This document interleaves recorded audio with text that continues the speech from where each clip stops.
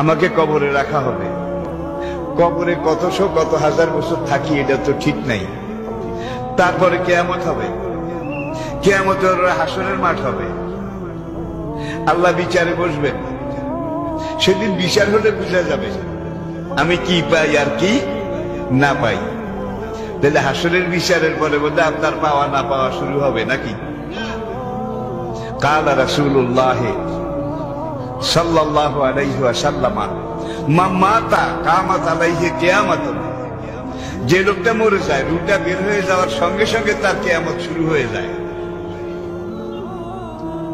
যদি আপনি নামাজি হন, রোজাদার হন, ইমানদার হন, সাহেবে কোরআন হন, ইসলামের পক্ষের শক্তি হন, তাহলে আপনার রূহ যখন কবজ করার জন্য আজরাইল এসে দাঁড়াবে, তখন আল্লাহ রাব্বুল আলামিন জান্নাতের একদল রহমতের ফেরেশতা পাঠিয়ে দেবেন।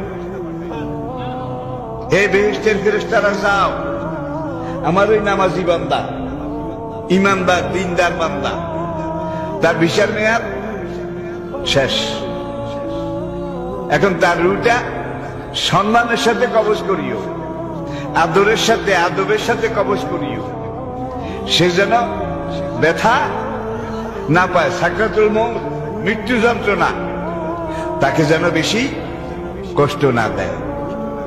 তখন আজরাইল তার জান কবজ করার জন্য যখন বুকের উপরে চেপে বসে, আল্লাহ পাক ওই জান্নাতের একদল ফেরেশতা তাদেরকে ওই মুরমুষর নেককার ইমানদার নামাজি লোক তার রগের ভিতর দিয়ে তার শরীরের ভিতরে ঢুকাই দেয়।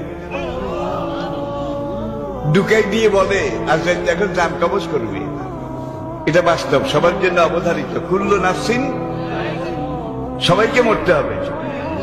এখন আমার এই নেককার ইমানদার বান্দার রুহটা ধরে, রুহের বোটাটা ধরে আজরাইল যখন টান দেবে রুহটা বের করার জন্য, তোমরা তার রগে রগে ঢুকে যাও, প্রত্যেকটা পশমের গোড়ায় ঢুকে যাও।